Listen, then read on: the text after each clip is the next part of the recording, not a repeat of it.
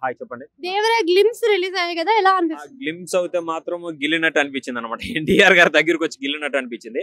Glimpse అవుతే వేరే లెవెల్లో ఉన్నాయి. అసలు ఎస్పెషల్ ఏంటంటే ఈ విధమైన అసలుకి మాస్ ఫుల్ ఫ్లెచ్ మాస్ గ్లిమ్స్ వస్తుందని నేను ఎస్పెషల్ ఏంటంటే కొరట అంటే క్లాస్ టచ్ ఉంటుంది కదా, అసలు మాస్ లుక్ లో అసలు ఎన్టీఆర్ గారిని చూస్తుంటే భయం వేస్తా ఉంది అనమాట. రఫ్ లుక్, ఆ గొడ్డలు పట్టుకొని నరుకుతా ఉంటే, ఆ డైలాగులు చెప్తా ఉంటా, బీజిఎం గానీ అన్ని అని పీక్స్ అనే చెప్పొచ్చు. ఎన్టీఆర్ ఫ్యాన్స్ కి అయితే నేను ఒకటే చెప్తా ఉన్నా, మీకు దీపావళి ఏప్రిల్ 5వ తేదీ జరుపుకోండి, ఆ రోజే దేవరా రిలీజ్.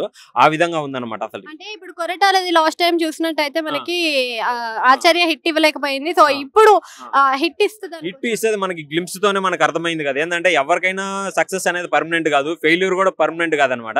ఏంటంటే ప్రయత్నం కంటిన్యూగా చేస్తూ ఉండాలన్నమాట. ఇంకా ఎన్టీఆర్ గారు ఏంటంటే వీళ్ళకి మంచి ట్రాక్ రికార్డ్ ఉంది. మీరు ఆచార్యాన్ని ఎందుకు చూస్తున్నారు, ఇప్పుడు జనతా గ్యారేజ్ కానీ చూడండి, కొరటాల శివ ఎన్టీఆర్ గారిది ఎలా ఉందో. ఈ సినిమా అయితే మాత్రం ఖచ్చితంగా దాన్ని బ్రేక్ చేస్తారు. లాస్ట్ టైం ఎన్టీఆర్ గారే చెప్పాడు అనమాట, రాజమౌళి గారితో సినిమా తీస్తే నెక్స్ట్ సినిమా ఫ్లాప్ అవుతుంది, ఆ సెంటిమెంట్ ని కథలో కంటెంట్ ఉంటే సెంటిమెంట్లు ఏవి పనిచేయవు అన్నాడు అనమాట. ఈ గ్లిమ్స్ చూసిన తర్వాత అదే అనిపిస్తుంది, ఈ సెంటిమెంట్లు ఏవి పనిచేయవు, దూసుకెళ్లిపోతుంది, రికార్డ్స్ మొత్తం తొక్కుకుంటూ వెళ్ళిపోతాడు ఎన్టీఆర్ గారు. అనిరుద్ బీజిఎం అయితే పీక్స్ అని చెప్పొచ్చు అనమాట. ఇప్పుడు అసలు ఏంటంటే ఈ సినిమాకి ప్లస్ పాయింట్ ఎన్టీఆర్ గారు ఎంత ప్లస్ అంతకి డబుల్ ప్లస్ బీజిఎం.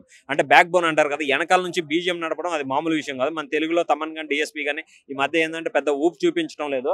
ఈ అనిరుద్ గారు లేట్ అయినా కానీ తీసుకున్నారనమాట. అసలు బీజిఎం అయితే వేరే లెవెల్లో ఇచ్చాడు. ఇంకా రేపు 2.5 గంటల సేపు థియేటర్ లో సినిమా చూసినప్పుడు బీజిఎం ఇంకొక లెవెల్ కి తీసుకొని వెళ్ళిపోతుంది సినిమా.